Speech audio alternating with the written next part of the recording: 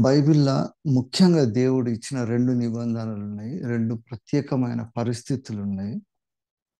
అయితే ఇంతకుముందు మనం డిస్కస్ జేసినప్పుడు పాత నిబంధన గ్రంథంలో ఆహ్, ఇశ్రాయేలీయులు దేవునికి వ్యతిరేకంగా పోతారు. దేవునికి వ్యతిరేకంగా పోయినప్పుడు ఆహ్, దేవుడు వాళ్ళని దేవుని నిబంధనలు వాళ్ళకు అనుగ్రహిస్తాడు. మొదటిసారి వాళ్ళకు అనుగ్రహించినప్పుడు ఆహ్ మోషే ఆ నిబంధన పలకలు తీసుకొని క్రిందికొచ్చే లోపల ఆహ్, దేవుని సంఘానికి ఓపిక లేకుండా ఉంటది.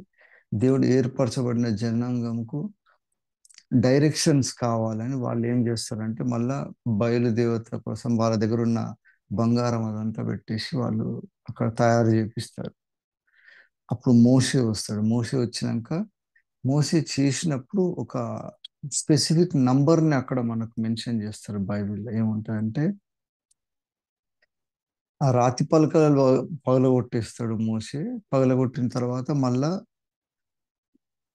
ఆహ్, వాళ్ళు జేసిన బంగారు దూడలని వాటిని గూడా మొత్తం పొడి పొడి జేసేస్తాడు. పిండి జేసేస్తాడు. చేసినంక దాన్నంతా నీళ్ళలో కలిపి వాళ్ళందరికీ దాపిచ్చినంక, మోషే పక్షంగా ఉన్న లేవీయులు ఇంకా మిగతా వాళ్ళందరూ కలిసి, ఆ బయలుని పూజించడానికి ఎక్కువ ఆహ్, ఉన్నారు. ఎవరెవరున్నారో వాళ్ళందరిని చంపేస్తారనమాట. చంపినప్పుడు వాళ్ళు ఎంతమంది ఉండంటే 3000 మంది ఇంచుమించు 3000 మంది అని రాసుంటది బైబిల్. తర్వాత దేవుడు మళ్ళా రెండవసారి ఒకసారి ఆయన ఆత్మను పంపిస్తాడు. ఆ రెండోసారి పంపిన ఆత్మ మనకు అపోస్తలుల కార్యముల గ్రంథంలో కనిపిస్తది. ఈ కోయిన్సిడెన్స్ ఎందుకనేది మనం తర్వాత ఆలోచించాల్సిన ఉన్నది. ఈ బుద్ధలేఖనంలో దేవుడిచ్చిన తలంపులదే. ఇక్కడ ఏమంటుండంటే పెంతెకోస్తు పండుగ దినాన వచ్చి పేతురు ఆహ్, ఆహ్, పరిశుద్ధాత్మ పూర్ణుడై పేతురు చెప్తా ఉంటాడనమాట. పేతురు చెప్పినప్పుడు ఆయన చెప్పిన దాంట్లో ముఖ్యమైనవి ఏముంటాయంటే అక్కడ 2, 3 రెఫరెన్సెస్ చెప్తారనమాట. ఇశ్రాయేలులారా ఇగ ఈ మాట వినుడు. దేవుడు నజరేయుడైన యేసు చేత అద్భుత మహత్కార్యములు సూచక్రియ మీ మధ్య చేయించి ఆయన తన మెప్పు పొందిన వానిగా మీకు కనపరిచాను. అదందరికి తెలిసినది. ఇక్కడ వాడిన పదం చూడండి. దేవుడు నిశ్చయించిన సంకల్పము ఆయన భవిష్యత్ జ్ఞానమును అనుసరించి అప్పగింపబడిన ఈయనను మీరు సిలువ వేసితిరి అంట. దేవుడు నిశ్చయించిన సంకల్పము ఆయన భవిష్యత్ జ్ఞానమును అనుసరించి అంటున్నాడన్నమాట. సిలువ మీద జరిగిన ప్రతి ఒక్కటి కూడా దేవుని భవిష్యత్ జ్ఞానమును అనుసరించే జరిగింది అని అంటున్నాడు. ఇదంతా చదివినాక ఇక్కడ ఉంటుంది చూడండి. ఆ 2వ అధ్యాయంలోనే 41వ వచనం ఉంటది. కాబట్టి అతని వాక్యమును అంగీకరించిన వారు బాప్తిస్మం పొందిరి. ఆ దినమందు ఇంచుమించు 3000 మంది చేర్చబడిరి అని. దేవుని ఆత్మ వచ్చినప్పుడు పాత నిబంధన గ్రంథంలో దేవుని నిబంధన ఇచ్చినప్పుడు ఫస్ట్ టైం జరిగిందన్నమాట అది. అప్పుడు 3000 మంది చనిపోయిండ్రు. 3000 మందిని సంహరించిండ్రు. ఇక్కడ సేమ్ వర్డ్ యూజ్ చేస్తే అక్కడ కూడా ఇంచుమించు సుమారు 3000 మందిని చంపేసిండ్రు ఆ రోజని రాసుంటారు. మళ్ళా సేమ్ పరిశుద్ధాత్మ వచ్చినాక పరిశుద్ధాత్మ dispensation of the holy spirit అంటారు అనమాట. అంతకుముందు ఆత్మ లేదా అంటే ఉన్నది, కానీ పరిశుద్ధాత్మని దేవుడు పంపించిండు అనమాట. పరిశుద్ధాత్మ దేవుని రోల్ మన భూమి మీద స్టార్ట్ అయినాక ఫస్ట్ అది అనుగ్రహించబడిన రోజు ఇంచుమించు 3000 మంది రక్షింపబడతారు. దేవుని ఆత్మకు విరోధంగా పోయిన వాళ్ళకు నాశనం ఏ విధంగా జరుగుతుంది పాత నిబంధనలు చూపించిండ్రు. దేవుని ఆత్మకు లోబడ్డ వాళ్ళు ఎంతమంది రిడీమ్ అవుతారో అది కూడా చూపించింది అనమాట. So the spirit of God is equally punishing and also equally redeeming. మనం ఎప్పుడు దేవుని 2 కోణాలు 2 అంచుల గల ఖడ్గం అంటాము. తర్వాత దేవుని భవిష్యత్ జ్ఞానం ఏ విధంగా ఉన్నదంటే దేవుడు ఈక్వల్ మెజర్లో పెడుతుండ అనమాట. దేవుని తట్టు మళ్ళినామంటే దేవుడు నిత్య జీవం అనుగ్రహిస్తాడు. కానీ ఒకవేళ మళ్ళక ఉంటే మాత్రం తప్పకుండా నిత్య నాశనం ఉంటుంది. There are only 2 ways of understanding and following Christ. యేసుప్రభుని సంపూర్ణంగా పాటించి యేసుప్రభు దిక్కు మన జీవితాన్ని పెట్టుకుంటామా సరే, లేకుంటే ఆయనకు వ్యతిరేకంగానే ఉంటాం. న్యూట్రల్ స్టాండ్ తీసుకోవడం అనేది అక్కడ వీలు కాదనమాట. ఈ ముఖ్యమైన పరిస్థితి ఎందుకంటే దేవుడు ఆయన జ్ఞానం అనుసరించి చేసిన ప్రతి పనిలో కూడా he always gave us 2 versions of everything అని. నా కృప చూడండి అని చూపిస్తుంది, తర్వాత మళ్ళీ నా తీక్షణమైన తీర్పు చూడండి అంటే. దేవుని కోపము చూపిస్తాడు, దేవుని ప్రేమ చూపిస్తాడు. ఇవన్నీ చూపించినాక దేవుడు ఏమంటాడంటే దేవుడు ప్రేమ అయి ఉన్నాడు. ఎంబాడిమెంట్ ఆఫ్ లవ్ అనేది ఏంటంటే దేవుడు ప్రేమ అని అంటాడు. కానీ దేవుని ప్రేమలో ఉన్న ఈ ఎమోషన్స్ వల్ల మనం కూడా దేవుని ప్రేమ చూపించాలంటే మన సహోదర ప్రేమ అని తీసుకుంటాము, కుటుంబంలో ఉన్న ప్రేమ వస్తుంది, పిల్లల మీద ఉన్న ప్రేమ. ఈ ప్రేమ అంతా కూడా డిసిప్లిన్ అనే దానికి ప్రేమ అనేది అడ్డం పెట్టి డిసిప్లిన్ని మనము మెయింటైన్ చేయకపోతే, ఇండిసిప్లిన్ జరిగిపోయినప్పుడు కుటుంబంలో పిల్లలు చెడిపోవడానికి కూడా తల్లిదండ్రుల ప్రేమ చాలా కారణం. ఎన్ని కేసెస్ చూస్తుంటాం మనం. బాగా డబ్బు ఉన్నోళ్ళు వాళ్ళ పిల్లలకి ఏది కావాలో వచ్చి వాడు ఏది అడిగితే అది కావాలి, వాడు ఏదైనా కావాలంటే నో అంటే వాడు గొడవ చేస్తాడు, వానికి ఎంబడి ఇచ్చేస్తాడు. వాడు అట్లా పెద్దగైనాక వాడు ఇష్టం ఉన్నట్టు చేస్తుంటాడు. ఇది చట్ట ప్రకారం తప్ప అంటే నా ఇష్టం ఎట్లయినా చేస్తా అంటాడు. సో ఇక్కడ అందుకనే కట్టడలు విధులు వీటి గురించి రాసింది అనమాట. ఈ కట్టడలు విధులు ఎక్కడ మన ఓల్డ్ టెస్ట్మెంట్ లో రాసిండ్రో, కట్టడలను విధులను మీరు పాటించాలని ఈ 10 ఆజ్ఞలు ఇచ్చినట్టు మన నూతన నిబంధన సంఘం వచ్చినాక ఆ 3,000 మంది వాళ్ళు రక్షింపబడిన తర్వాత ఆ కట్టడలు విధులనే మన సంఘంలో దేవుడు ఏ విధంగా పెట్టిండు అది అపోస్తలుల కార్యంలో రాసిండు. ఇంచుమించు 3,000 మంది చేర్చబడినాక 42వ వచనంలో ఉంటుంది.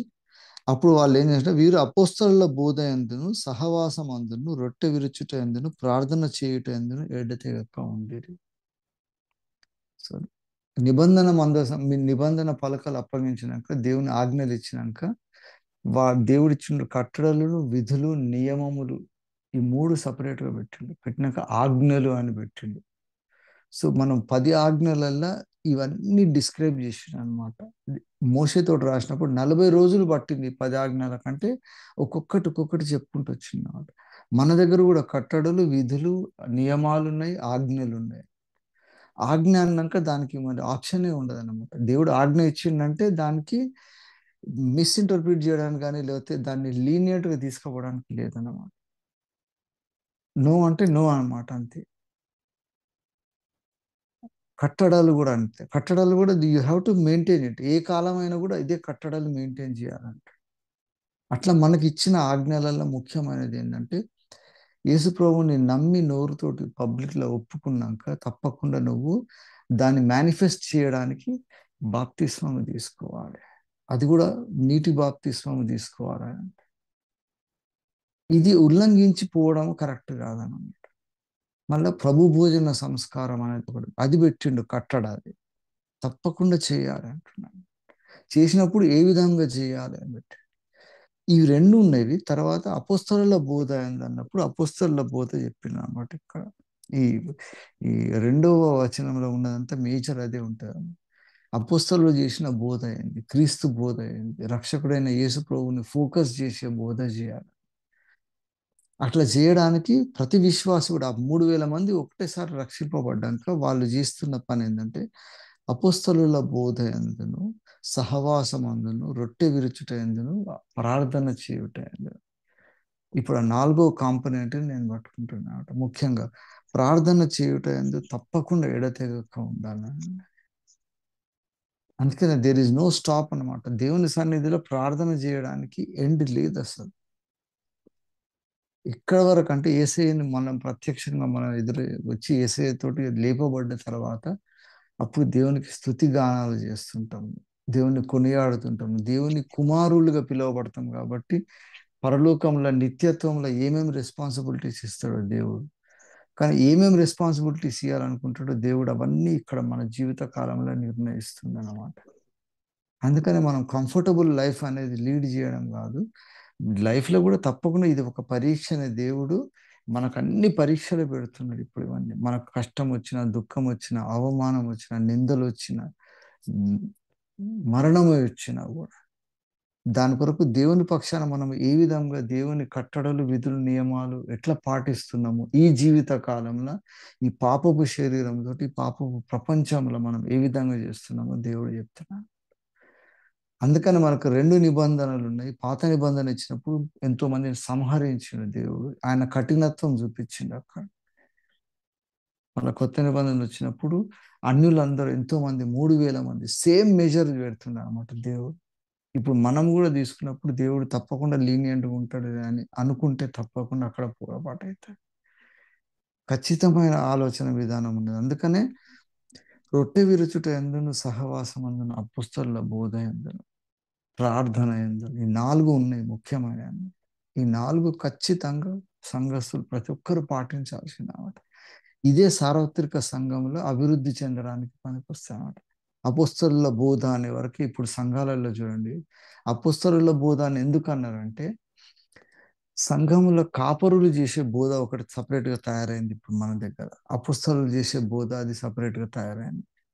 చర్చ్ అనే వరకు అది ఇట్స్ ఒకలాగా ఒక ఈవెంట్ మేనేజ్మెంట్ లాగా తయారైపోయింది. చర్చ్ కూడా రాగానే కొన్ని పాటలు పాడాలి, యూత్ కోసం అనేది కొన్ని ఫాస్ట్ బీట్ ఉండాలి, తర్వాత కొన్ని ఇట్లు ఉండాలని మొత్తం చర్చిని ఒక ఈవెంట్ చేసి పడేసినాం అన్నమాట. అక్కడ సహవాసము, అపోస్తలుల బోధ ఎక్కడ ఉన్నది అంటే అక్కడ లేదు. ఎందుకంటే మన సిస్టమే అట్ట తయారైంది. రొట్టె విరవడానికి వాడు ముందుకు రాడు.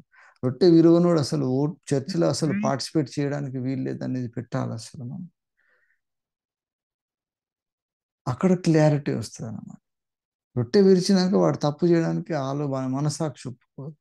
ఇప్పుడు మన సంఘాలలో ఎవడు రొట్టె విరిచి అవసరం లేదు, సంవత్సరానికి 2 సంవత్సరాలకు ఒకసారి ఎప్పుడు అటు ఎలక్షన్ల టైంలో వాడు కనిపించి వాడు వానుకున్న పరపతి, వానుకున్న కుటుంబాలు, వాని చుట్టాలందరినీ కలిపేసి వాడు చర్చిలో పొజిషన్ తీసుకుంటున్నాడు. వచ్చి మళ్ళీ వాడు పని చేస్తాడు. బయట వాని జీవితం ఎట్నో ఉంటుంది కానీ వాడు వచ్చి ఇక్కడ చర్చిలో వాడు పరిచారం చేస్తుంటాడు. నాకు తెలిసిన కొన్ని సంఘాలలో భయంకరమైన వ్యభిచారము, మోసము, లంచము చేసేటోడు వచ్చి మళ్ళీ వాడే రొట్టె విరగడం కాదు, రొట్టె పంచుతున్నాడు వాడు సంఘంలో నిలబడి. అంత భ్రష్టత్వానికి వచ్చేస్తున్నాయి సంఘాలు.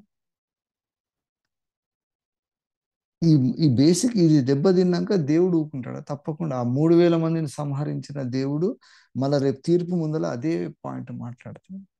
If you are with me, I'm with you. If you are against me, you are condemned అంట. అప్పుడు మళ్ళీ మనం ఈ క్లాస్ పెట్టి దేవుడు ప్రేమ గల దేవుడు కదా, నన్ను కృప చూపించి ప్రభు రక్షిస్తాడేమోలే అని లీనియంట్గా ఉన్న వాళ్ళందరూ కూడా పరలోకంలో రాకడలా వాళ్ళకు ఉన్న ఒక బిగ్గెస్ట్ సర్ప్రైజ్ ఏంటంటే, అప్పుడు ఆయన అగ్ని వంటి కన్నులు గలవాడనంట. ఇప్పుడు గొర్రెలను కాపాడుతున్నాడు, గొర్రెల కాపరి కదా, ప్రేమ గలవాడు కదా అనుకుంటున్నాం, కానీ అప్పుడు అట్లా ఉండదు దేవుడు. ఎందుకంటే మన జీవితాలలో ఎన్ని ఆపర్చునిటీస్ ఉన్నా కూడా, ఎక్కడున్నా కూడా దేవుని సన్నిధిలో దేవునితోటి కాంప్రమైజ్ కావద్దు. అందుకనే రాసిన బైబిల్లో దేవుని గురించి వచ్చినప్పుడు నువ్వు ఎవరితోటి కాంప్రమైజ్ కాక, నేను తల్లిదండ్రులని, కుటుంబాన్ని అందరిని కూడా వదిలేసి నన్ను వెంబడించేటోడే నా శిష్యుడు అని యేసయ్య ఎందుకన్నాడంటే ఇదే కారణం అన్నమాట. తప్పకుండా అందరూ వదిలేయాలని కాదు, కానీ యేసయ్యను పట్టుకోవడానికి మనం ఎవరినైనా వదిలేయడానికి, మన ప్రాణాలు వదిలేయాలన్న, కుటుంబాన్ని ప్రతిదాన్ని త్యజించగలిగిన వాడే నిజంగా యేసయ్యని నమ్మిన వాడు అన్నమాట. ఎందుకంటే యేసయ్య దానికి మనకు మాదిరి చూపించింది అన్నమాట. పరలోకంలో ఉన్న దర్బారులో ఉన్న మహిమను వదిలేసి ఆయన మన దగ్గరకు వచ్చింది అన్నమాట. మనం కూడా దేవుని కొరకు ఏమన్నా వదిలేయడానికి ఏమేమి వదిలిపెట్టినాం మనం అంటే మనం చూపించగలగల దేవ. నేనైతే ప్రతిసారి ఆలోచిస్తాను, మనం దేవుని కొరకు వదిలిపెట్టాల్సినవి, దేవుని కొరకు మనం మన దగ్గర ఉన్నది దేవునికి ఇవ్వడానికి ఏముందంటే, ఫస్ట్ అన్నిటికంటే ముందు విలువ పెట్టి కొనబడిన వారు కనుక మీ దేహములతో దేవుణ్ణి ఘనపరచుడి అన్నట్టు గలతీ పత్రికలో రాస్తాడు పౌలు. మనం దేవునికి ఇవ్వాల్సింది ఏంటంటే మన శరీరమే ఫస్ట్. ఎందుకంటే మన శరీరము ఇచ్చినప్పుడు దేవుని ఆత్మ మన లోపల ఎంత పని చేస్తున్నదో మనం చేసే శరీర క్రియలతోటి తెలుస్తుంది అన్నమాట. అందుకనే విశ్వాసాన్ని కంపేర్ చేసినప్పుడు క్రియలు లేకుంటే విశ్వాసం మూర్తమైంది అంటారు. ఎందుకంటే మన శరీరంతో మనం ఏమేమి చేస్తున్నామో దాన్ని బట్టి దేవుణ్ణి మనం ఎంత విశ్వసిస్తున్నామో తెలుస్తుంది. మన లోపల ఉన్న ఆశలు, కోరికలు, మనకున్న ధనాపేక్ష భయంకరమైన పాపం అనేది శరీరంతో చేసే వ్యభిచారం కూడా కాంప్రమైజే కాడు దేవుడు, ఖచ్చితంగా దానికి పనిష్మెంట్ ఉంటుంది. అందుకని అంత అంత రిమోర్స్ ఉంటుంది అనమాట. దేవుని సన్నిధిలో దేవునికి వ్యతిరేకంగా పోయినప్పుడు ధనాపేక్ష గురించి వచ్చినా కూడా లోభత్వం ఇవన్నీ కూడా దేవుడు అంటున్నాడు. భయంగా 7 డెడ్లీ సిన్స్ అని ఉన్నాయి. ఎక్కువ టైం తీసుకోదలుచుకోదు కానీ 7 డెడ్లీ సిన్స్లలో మన శరీరంలో చేసే రెండు ఉన్నాయి. ఒకటేమో మన ఎమోషన్స్ తోటి, ఒకటేమో మన శరీరంతో డైరెక్ట్ చేసే పాపాలు. అంటే మన ఎమోషన్స్ తోటి చేసే పాపంలోనే ఉన్నది ద్వేషం అనేది ఒకటి, దేవునికి ఇష్టం ఉండదు. ఈ లోభత్వం ఇష్టం ఉండదు. ఈర్ష్య, అసూయ, అబద్ధాలు ఆడేది. ఎందుకు ఆడుతారు అబద్ధాలు అంటే వాడు want to project a different figure than what he's. అందుకని యథార్థ హృదయాలు లేకపోతే దేవుడు ఇష్టపడాడు. యథార్థంగా ఉన్న వాళ్ళందరి కొరకు దేవుని ఆత్మ వెతుకుతా ఉంటుంది. ఎందుకంటారంటే ఈ రెండు క్యారెక్టర్స్ మెయింటైన్ చేసేది అబద్ధాలతోటి కూడిన ఆలోచన విధానం ఖచ్చితంగా. అందుకనే అంటున్నమాట, రొట్టె విరిచినప్పుడు మనము మన హృదయాన్ని సరి చేసుకుంటాం, అక్కడ యథార్థత బయటపడుతుంది. ఈ 4 కాంపోనెంట్స్ ఉన్నాయి కదా, ఈ 4 పాటించినప్పుడు పరిశుద్ధాత్మ దేవుడు ఏ విధంగా రాపించినంటే ఈ 4 గమనించండి. అపోస్తలుల బోధ, సహవాసము, రొట్టె విరుచుట, ప్రార్థన చేయడం, ఈ 4 కొంచెం డీటెయిల్గా ఆలోచిస్తే 10 ఆజ్ఞలు ఖచ్చితంగా పాటిస్తాం. ఈ 4 ఆజ్ఞలతోటి ఈ 4 మనం సంఘంలో సరి చేయగలిగితే సంఘము దేవుని మహిమకరమైన పనులు చేయడానికి ముందుకు పోతుంది. అందుకని సంఘ క్రమంలో చర్చ్ అడ్మినిస్ట్రేషన్ వచ్చినప్పుడు ఈ బోధ లేకపోవడం వల్ల సంఘాలు చెడిపోయినాయి. ఏ బోధ చేయాలో సంఘం డిసైడ్ చేస్తుంది. అదే వాక్యం చెప్పాలంటే నువ్వు ఇట్లా చెప్పాలి, నువ్వు ఇట్లా చెప్పొద్దు, నువ్వు ఇట్లా చెప్తే నువ్వే అట్లా చెప్ప నీకు ఇష్టం లేదా. సో చర్చ్ అట్లా తయారైపోయింది అన్నమాట. ఒక వర్క్షాప్ లాగా మనం చర్చ్ ఉంటుంది. అక్కడ మనం వచ్చి రిపేర్ చేసుకోవాలి మన లోపల ఉన్న ఆలోచనలు, మన క్యారెక్టర్లు, మంచి చెడు అంతా కూడా వాక్యపు కాంతిలో మనల్ని మనం సరి చేసుకోవడానికి it should be like a work shop for every believer. ఆడికి వచ్చిపోయినాక మనం మోటార్ వెహికల్స్ కానీ ఏమైనా తీసుకుపోయినప్పుడు సర్వీసింగ్ చేయించినాక అన్ని మంచి చోట మనం అన్ని చేసినాక బయటకు వచ్చినాక వెహికల్ స్మూత్గా వెళ్ళిపోతుంటాయి. దాంట్లో ఆయిల్ చేంజ్ చేస్తాడు, అది అన్ని చేసినాక కొంచెం కూడా లోపం లేకుండా పోతుంది. అంతకు ముందు నడుస్తలేదా అంటే వెహికల్ నడుస్తూనే ఉంటుంది, కానీ టైం టు టైం సర్వీస్ కాకపోతే ఆ వెహికల్ కొలాప్స్ అయిపోతుంది.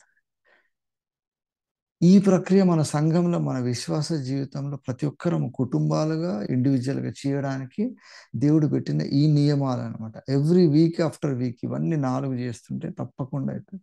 సహవాసం అందున్నా అంటే వాడు సహవాసంలో పాల్గొనడు. సహవాసంలో పాల్గొనకుండా దేవునికి వ్యతిరేకమైన వాడు ఏం చేస్తాడు, నాకు ఇంత మెజారిటీ ఉంది చెప్పి వాడు ఇంకొక సహవాసం పెట్టుకుంటున్నాడు. సంఘం విస్తరించడం వేరే, సంఘం కొట్లాడుకొని డివైడ్ అయ్యడం వేరే. డివైడ్ అవ్వడం దేవుడు ఒప్పుకోడు అసలు. మన దగ్గర ఎన్ని సంఘాలలో సహోదరుల మధ్య విభేదాలు వస్తాయి, అది కూడా దేవుని పరిచర్యను బట్టి వచ్చిన విభేదాలను బట్టి. దేవునికి వ్యతిరేకంగా ఎవడున్నాడో వాడు సరి చేసుకోకుండా వాడు అట్లనే ఉంటాడు. అటువంటి వాడు మళ్ళీ వేరే సంఘం పెట్టుకుంటాడు. పౌలు బర్నబాలు విడిపోయినప్పుడు పౌలు బర్నబాలు ఎప్పుడు కూడా వాక్యపరంగా విడిపోలేదు. ఆలోచన విధానంలో విడిపోయినప్పుడు పౌలుకు బర్నబాకు క్లాష్ వస్తుంది. వచ్చినప్పుడు పౌలు స్ట్రాంగ్ ఉంటాడు, అక్కడ బర్నబా దగ్గర కాంప్రమైజ్ కావద్దని. మార్కు అనే ఉన్నాడు, మార్కు దగ్గర ఉన్న డ్యూయల్ నేచర్ని చూసి పౌలు అంటాడు, ఇప్పుడు ఈ టైంలో మనం తీసుకుపోవడానికి వీలు కాదా అంటే. బర్నబా అక్కడ విభేదం వచ్చినప్పుడు పౌలు ఖచ్చితంగా ఎదిరిస్తాడు. తర్వాత రాస్తారు, అపోస్తల కార్యంలోనే ఉంటుంది. నెక్స్ట్ 14-15 అధ్యాయంలో ఉంటుంది. అక్కడ పరిశుద్ధాత్మ తీసుకుపోతా ఉంటాడు పౌలునప్పుడు. బర్నబా చేసిన అకౌంట్ అంతా బైబిల్లోకి వెళ్ళి డిలీట్ చేసిండు దేవుడు. తర్వాత మళ్ళీ బర్నబా వచ్చి పౌలును కలుస్తాడు. కలిసినాక మళ్ళీ మార్కుని తీసుకుంటారు. తీసుకొని మళ్ళీ ఆయనతోటి మళ్ళీ పరిచర్య చేస్తారు. అదంతా ఉంటుంది, రికన్సైల్ అవుతారు. కానీ మన సంఘాలలో విభేదాలు ఆ విధంగా లేవు కదా. రికన్సిలియేషన్ అనేది లేదు, తర్వాత కలవడం అనేది లేదు అసలు. మళ్ళీ బర్నబా వచ్చి పౌలుని ఇంట్రడ్యూస్ చేసిందే బర్నబా ఉంటాడు. మారు మనసు పొందినాక సంఘాన్ని నష్టపరిచే ఈయననే మనకు ఇప్పుడు మారు మనసు పొందింటే ఈయన ఇప్పుడు పౌలు చాలా గొప్పగా చేస్తున్నాడని చెప్పి మళ్ళీ శిష్యులతోటి కానీ పరిచర్యకు ఎంట్రీ ఇస్తాడు బర్నబా. ఇచ్చిన తర్వాత బర్నబా తప్పుపోతే పౌలు గద్దిస్తాడు. పేతురు మళ్ళా సున్నతి చేయబడ్డ ఆహార విషయంలో పేతురు మళ్ళా క్వాలిటీ మెయింటైన్ చేయనప్పుడు పౌలు పేతురుని కూడా గద్దిస్తాడు. అట్లంత మాత్రాన పేతురు పౌలు తర్వాత పరిచర్య చేయలేదు అంటే చేస్తారు. ఇప్పుడు సంఘంలో పౌలు పేతురులు వాళ్ళంతా ఒకరి ప్లాట్ఫామ్ లో ఉన్నారు. ఇక్కడ మన దగ్గర ఒక కాపరి ఒకరిని గద్దిస్తామంటే ఇప్పుడు ఆ పరిస్థితి లేదు. ఇంకా సహవాసం అనేది ఎట్లా తయారైందంటే సేమ్ అది ఈవెంట్ లాగానే తయారైంది. ప్రతి సంవత్సరంలో కొన్ని ఈవెంట్స్ పెట్టుకొని అవన్నీ చేస్తా పోతున్నాం మనం. పరిశుద్ధాత్మ వచ్చినప్పుడు జరిగిన ఈ గొప్ప కార్యం మనం ఒకసారి గుర్తు చేసుకుందాము. దేవుడిచ్చిన నిబంధనని ఉల్లంఘించిన వాళ్ళని దేవుడు సంహరించినట్టే పరిశుద్ధాత్మని తృణీకరించిన వాడిని కూడా దేవుడు అంటాడు నో కాంప్రమైజ్ అంటాడు. ఆత్మపూర్ణులై ఉండాలి. పరిశుద్ధాత్మని నువ్వు ఒకవేళ దుఃఖపరిస్తే మాత్రం దేవుడు ఒప్పుకోవడానికి. అందుకని పెంతెకోస్తు దినంలో ఇంతమంది రక్షింపబడ్డారు. తర్వాత పరిశుద్ధాత్మ తృణీకరించినప్పుడు కూడా అట్లాగే దేవుడు సంహరించినాడు.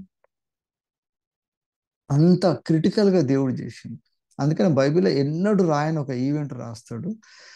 ఆదిమ సంఘంలో పరిశుద్ధాత్మ నింపబడ్డప్పుడు దేవుని పనులు జరిగేటప్పుడు ఒక చిన్న మిస్టేక్ చేసినా కూడా దేవుడు ఎంత సీరియస్ గా తీసుకుంటాడు అంటే, అక్కడ ఆకాను అని ఉంటాడు, ఆయన వస్తాడు, వచ్చి ఎదురు పోతాడు. పోయినప్పుడు దేవుడు అంటాడు మీరు తప్పు చేస్తున్నారు, అవి తీసుకోకూడదు నువ్వు తీసుకుంటున్నావు కాబట్టి ఒకవేళ అట్లా చేస్తే మీ ఇశ్రాయేలీయులందరిని నాశనం చేస్తా అంటాడు. అన్నప్పుడు ఆకాను అట్లా చేస్తాడు. చేసినప్పుడు ఇశ్రాయేలు అపజయం పొందుతారు, కంప్లీట్ గా ఓడిపోతారు. మళ్ళా వాడిని దొరికించుకుంటారు. సేమ్ అట్లా నూతన బంధం వచ్చినప్పుడు భూమి అమ్ముతాడు. భూమి అమ్మేసి భూమి అమ్మిన పైసలు తీసుకొని వాని భూమి సంఘానికి ఇచ్చే దగ్గర అబద్ధం చెప్తాడు. చెప్పినప్పుడు దేవుడు ఎంత ఎంత సీరియస్ గా చేస్తాడు అంటే, అక్కడ ఆ నిబంధన చెప్పినప్పుడు ఆకాను ఏ విధంగా ట్రీట్ చేసిండో, కొత్త నిబంధనలు వచ్చాక పరిశుద్ధాత్మ పూర్ణులైనాక సంఘముల అబద్ధం చెప్పినప్పుడు అదే పరిస్థితి దేవుడు చూపిస్తాడు. ఇది మనకు మోడల్ అన్నమాట. ఏ కాలంలో అయినా కూడా దేవుడు తప్పకుండా ఆ తీక్షణమైన క్వాలిటీ మెయింటైన్ చేస్తాడు. ఇప్పుడు కూడా మనం చేసే దగ్గర ప్రతి దగ్గర కూడా కరెక్ట్గా ఉండాలి. దేవునికి వ్యతిరేకంగా అబద్ధాలు చెప్పి సంఘము విడిపోయే పరిస్థితులు వచ్చే పరిస్థితులలో అబద్ధం ఆడుకుంటా దేవునికి ఇచ్చే దగ్గర కానీ దేవుని సన్నిధిలో ఇట్లా చేసేటోళ్ళ పరిస్థితి ఎట్లుంటది అంటే దేవుడు అంటుండ అనమాట. అదే 3,000 మందిని ఏ విధంగా నాశనం చేసినానో మళ్ళీ అదే 3,000 మందిని ఏ విధంగా నేను రక్షించుకున్నానో రేపు తీర్పులో కూడా అదే పరిస్థితి మెయింటైన్ చేస్తా. కాబట్టి అబద్ధాలకు మనం తావిచ్చొద్దు. అబద్ధాలకు చోటు ఇచ్చినప్పుడు అక్కడి నుంచి మన యథార్థత అనేది పోతుంది. యథార్థ హృదయం పోయినాక తప్పకుండా కరప్ట్ అవుతుంది అన్నమాట. కరప్ట్ అయినప్పుడే సంఘము క్షీణించిపోతూ ఉంటుంది. సంఘముల యేసయ్యను చూడకపోవడము, లోకంలో సంఘం అంతా కూడా కలిసిపోయి అసలు సంఘముల క్రమము లేకుండా పోవడం, వీటన్నిటికీ కారణం ఏంటంటే ఈ ఫండమెంటల్ దగ్గర ఇక్కడ కాంప్రమైజ్ అయితే తప్పకుండా మొత్తం వేరే రూట్కే వెళ్ళిపోతుంది. విశ్వాస భ్రష్టులు అయిపోయేంత వరకు పోతుంది అనమాట. అందుకే ఏసై దగ్గర ఆయన వెంబడే ఉన్న 12 మందిలో ఎంత క్లోజ్ ఉంటారు కదా, ఏసైని ఎంత అబ్జర్వ్ చేస్తుంటారు, ఏసై చేసిన గొప్ప కార్యాలన్నీ చూసిండ్రు. అన్ని చూసినాక కూడా ఆ 12 మందిలో ఒకడు చెడిపోవడానికి కారణం ఎందుకంటే ఇదే ఆలోచన విధానం. దేవుణ్ణి ఫాలో అవుతున్నప్పుడు దేవుని దగ్గర ఉన్న ప్రధానమైన 12 మంది శిష్యులనే ఒకడు భ్రష్టుడు అయిపోయేంత పరిస్థితి వస్తుంది. కాబట్టి మనము ఎక్కడ దేవుడు ఒకే మనల్ని సరి చేసుకుంటా తీసుకుపోతాడా, ఎక్కడ దేవుడు మనల్ని వదిలేస్తాడా, అక్కడ వదిలేసినప్పుడు మనం చాలా భయంకరమైన పరిస్థితి అన్నమాట. యేసయ్యను అక్కడ రాసిన ఉన్నది చూడండి, భవిష్యత్ జ్ఞానము అనుసరించి అప్పగింపబడిన ఈయనను మీరు దుష్టుని చేత సిలువ వేయించి చంపితీరి, మరణము ఆయనను బంధింప ఉండుట అసాధ్యము గనుక దేవుడు మరణ వేదనను తొలగించి ఆయనను లేపెను అన్నాక దేవుడు విడిచిపెట్టలేదు అనే పదం తీసుకుంటారు చూడండి. అక్కడ కింద వచ్చినాక 27వ వచనంలో నీవు నా ఆత్మను పాతాళంలో విడిచిపెట్టవు, నీ పరిశుద్ధిని కుళ్ళు పట్టనీయవు అని. ఈ విడిచిపెట్టవు అనే మాటని పట్టుకుంటాడు అన్నమాట. అందుకని యేసయ్యను కూడా మళ్ళా చనిపోయినాక యేసయ్యని విడిచిపెట్టలేదని దావీదు చెప్పిన ఆ ప్రవచనం పట్టుకొని ఇక్కడ చెప్తున్నమాట. ఆ కుళ్ళు పట్టకుండా విడిచిపెట్టని దేహం ఏది ఉందంటే అది యేసు ప్రభువు దేహమే. తర్వాత మనము రేపటి నాడు అదే జరగబోతున్నది అన్నమాట. అంతవరకు ఇప్పుడు మళ్ళీ దావీదు చనిపోయిండు, పౌలు చనిపోయిండు, ఇవన్నీ వీళ్ళందరి దేహాలు కూడా సేమ్ ఇప్పుడు భూముల కిందనే ఉన్నాయి. మన మధ్యలో చనిపోయిన ప్రియులు ఎంతో మంది ఈ మధ్యలో వీళ్ళందరి దేహాలు కూడా అట్నే ఉన్నాయి, కానీ అది కుళ్ళు పట్టనియ్యాడు దేవుడు. యేసయ్యని ఏ ఆత్మ లేపిందో, ఆత్మ ప్రభావం ఎక్కడ పనిచేసిందో, ఆయన ఆత్మ ద్వారా పాతాళంలోనికి పోయి ఆయన మళ్ళా లేపినట్టు మనల్ని కూడా పునరుత్థానంలో లేపుతాడనమాట. ఇంకా కొంతమంది కూడా లేస్తారు, నిత్య నాశనం కొరకు లేస్తారు అనమాట. వాళ్ళని కూడా లేపుతాడు, వదిలిపెట్టేది ఉండదు అనమాట. అందుకనే మనకు ఆప్షన్సే లేవు, తప్పకుండా either you are with Christ or you are away from Christ. దేవుడు వదిలిపెట్టిండంటే దేవుని ఆత్మ వదిలిపెట్టినట్టు అర్థం. మనం అందుకనే పరిశుద్ధాత్మ దేవుడు నడిపించినప్పుడు ఆత్మపూర్ణులై ఉండాలి, ఆత్మ కలిగించే ఐక్యత కావాలి. ప్రతి ఒక్కటి ఆత్మ సంబంధం లేకుండా ఏది చేసినా మనం దెబ్బతింటాం. ఇప్పుడు మన సంఘాలలో, ముఖ్యంగా కుటుంబాలలో అయినా, భార్యాభర్తలైనా ఆత్మ కలిగించే ఐక్యత ఉన్నప్పుడు ఆత్మ కిందికి వస్తాం కాబట్టి మన పర్సనల్ ఈగోస్ అని వదిలేస్తాం. అప్పుడు ఈజీగా కలవడానికి వీలవుతుంది. అప్పుడు ఎవరైనా మలుచుకుంటారు, వాళ్ళ ఆలోచన విధానం మార్చుకోవాలన్నప్పుడు కరెక్ట్గా దేవుని ఆత్మతో చెప్పబడుతుంది అని మార్చుకుంటారు. సో సంఘంలో మార్పు రానప్పుడు రివైవల్, ఉజ్జీవం అంటారు, ఇవన్నీ లేకుండా పోతాయి అన్నమాట. మారకుండా అట్నే ఉంటే తప్పకుండా పరిస్థితులు కూడా అట్లనే ఉంటాయి కదా. ఇప్పుడు మన సంఘాలలో కానీ చాలా మంది జీవితాలలో కూడా ఎవరు సంఘాన్ని చర్చికి పోతుంటారు, టై తీస్తారు, అన్ని చేస్తుంటారు, మన జీవితం ఎందుకు మారాలంటే మారు పొందాల్సిన దగ్గర వాడు చేంజ్ తీసుకుంటాడు అనమాట. అందుకని ఉదయకాలంలో దేవుడు ఇచ్చిన ఈ కుళ్ళు పట్టని అని అన్నాడు ఇక్కడ, ఈయన పాతాళంలో విడిచిపెట్టని దేవుడు అన్నాడు. ఈ పరిశుద్ధాత్మ దేవుడు మనల్ని విడిచిపెట్టాడు అన్నమాట. దేవుడు కూడా యేసయ్య పోయినప్పుడు మనకి ఇచ్చిన ఒక ఆదరణకర్తను ఏమని ఇచ్చిందంటే, he is always with you, he is going to lead you into the eternity అన్నమాట. అంటే పరిశుద్ధాత్మ దేవుడు మనల్ని విడిచిపెట్టని దేవుడు మన మధ్యలో ఇప్పుడు ఉన్నాడు. అందుకని దేవుని కొరకు ఏ పని చేసినా కూడా మనం ఆత్మపూర్ణులై చేసినప్పుడు ఆ పరిశుద్ధాత్మ లీడ్ చేస్తుంటాడు. కాబట్టి దేవునికి మహిమ కలిగేదే ఉంటుంది. మనకి భూమి మీద కొన్నిసార్లు అవమానం కలగవచ్చు, కొన్ని సక్సెస్ అనుకోవచ్చు, కొన్నిసార్లు ఫెయిల్యూర్ అనుకో, ఎవడేమని అనుకోని పరిశుద్ధాత్మ లీడ్ చేసినంటే దానికి నిత్యత్వంలో దానికి జయమే తప్ప అపజయం లేదు. కాబట్టి ఆత్మపూర్ణులై ఉండడం ముఖ్యము, ఆత్మ వలన నడిపింపబడడం ముఖ్యం. ఆత్మ నడిపింపు, ఆత్మ ఆ నియమము ద్వారా మనం ముందుకు పోయినప్పుడు దేవుని గొప్ప కార్యాలు చేయగలుగుతాము. ఈ కొద్ది ఆలోచన దేవుడు ఇచ్చినందుకు దేవునికి వందనాలు. థ్యాంక్ యూ పాస్టర్ గారు.